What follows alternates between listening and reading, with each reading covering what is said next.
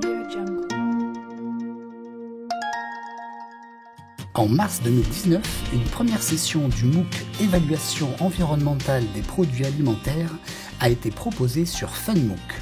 La société ENAF a saisi cette opportunité pour l'intégrer dans la mise en œuvre de sa stratégie d'éco-conception. L'entreprise Jean ENAF est une entreprise qui existe depuis plus de 100 ans. Elle a été créée en 1907, ici même à Pouldreuzic. C'est une entreprise familiale, indépendante. Ça fait partie des valeurs d'ENAF d'intégrer le respect de l'environnement dans ses développements produits. Notamment, on est très en avance sur la gestion du cycle de l'eau, puisque nous avons la chance sur Pouldreuzic de collecter les eaux de pluie qui sont stockées dans notre château d'eau, et ensuite l'eau de ce château d'eau est retraitée et utilisée pour alimenter l'ensemble de l'entreprise en eau.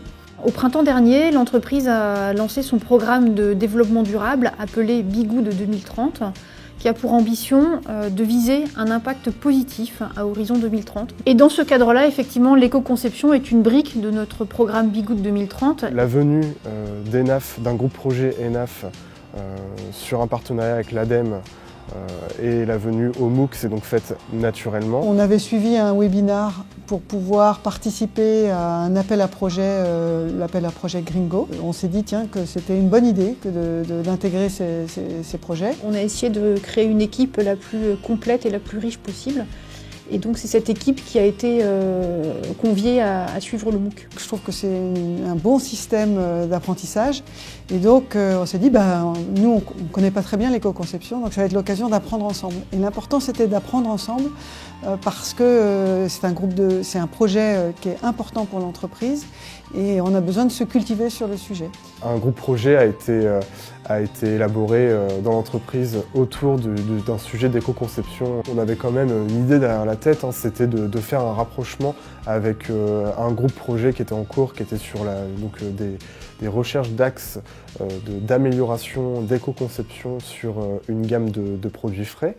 Sur la partie emballage, le travail sera plutôt fait sur les matières utilisées, à la fois la quantité et le type de matière, pour coller au mieux au process français de recyclage. Un exemple d'éco-conception autour de nos lots de produits aujourd'hui, c'est sur cette ligne lot qui permet de faire des étuis wrap, c'est de limiter l'utilisation de la colle. Jusqu'à aujourd'hui, nous faisions un trait de colle sur toute la largeur du produit. Demain, notre machine et avec notre équipe de maintenance, on peut réduire de 50% notre utilisation de colle en venant faire du pointillé sur notre colle. Donc là, si je viens déballer,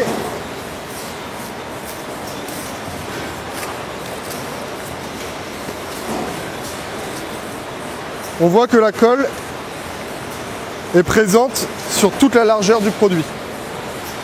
Et avec un simple réglage qui ne demande pas d'investissement, on peut réduire la consommation de colle.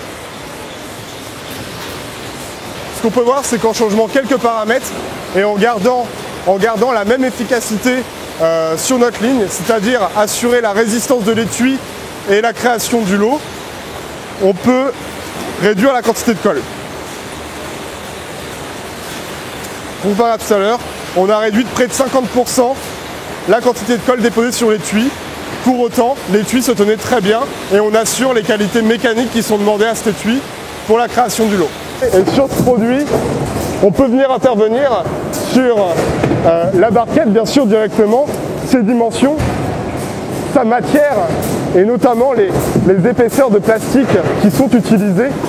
En réduisant la matière, on réduit l'impact de notre barquette sur l'environnement. Il peut aussi y avoir un travail de fait sur le film, sur la matière du film.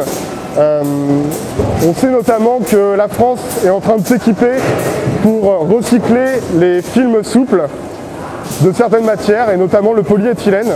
Donc on pourrait imaginer pourquoi pas adapter notre solution et notre process pour demain être sur une solution en barquette PET et film polyéthylène monomatériaux et ainsi garantir une barquette 100% recyclable. Ce qui est intéressant avec le MOOC, c'est que ça permet aussi de vulgariser, de simplifier des notions parfois un peu complexes et techniques.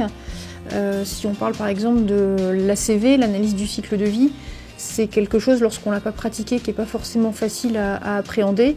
Et le fait de l'illustrer avec des cas concrets et avec des explications d'experts, ça permet de mieux comprendre ce concept d'analyse du cycle de vie. Dans le MOOC était développée cette attention sur les transferts d'impact, c'est-à-dire ne jamais foncer sur une nouvelle solution qui nous paraît innovante et plus respectueuse de l'environnement. Toujours se poser la question de cette nouvelle solution, quels vont être ses impacts, puisque l'impact zéro de chaque solution n'existe pas. On peut améliorer sur un indicateur l'impact environnemental de la solution, mais pour autant faire grimper en flèche un autre indicateur sur notre analyse de cycle de vie. Le MOOC nous apprend qu'un projet d'éco-conception se fait en plusieurs étapes. Il y en a 6. Une première qui est le cadrage, la deuxième qui est l'analyse de la solution existante, la troisième qui est la mise en place d'outils et de nouveaux process pour aller vers un objectif de limitation de l'impact environnemental. La quatrième va être l'analyse en fait de cette nouvelle solution et la mise en place de cette nouvelle solution. La cinquième, c'est un nouvel ACV qui va permettre de mesurer la performance de cette solution et de vérifier qu'on n'a pas justement fait des transferts d'impact. Et la dernière étape est de la communication autour de ces choix d'éco-conception qui ont été réalisés. Nous avons pu construire d'abord l'appel à projet et le présenter à l'ADEME. Et puis maintenant on est complètement dans le sujet, puisque depuis début septembre, d'abord on a été validé par l'ADEME sur notre projet. Et deuxième chose, on a un projet qui va durer 2 ans maintenant sur l'éco-conception de notre produit saucisse. On se laisse vraiment guider. Tout est bien expliqué, c'est très simple de créer son compte, de se connecter et ensuite de suivre l'ensemble des rendez-vous fixés par le MOOC. L'essentiel des informations qui nous sont expliquées de façon assez ludique. En collectif, c'était convivial.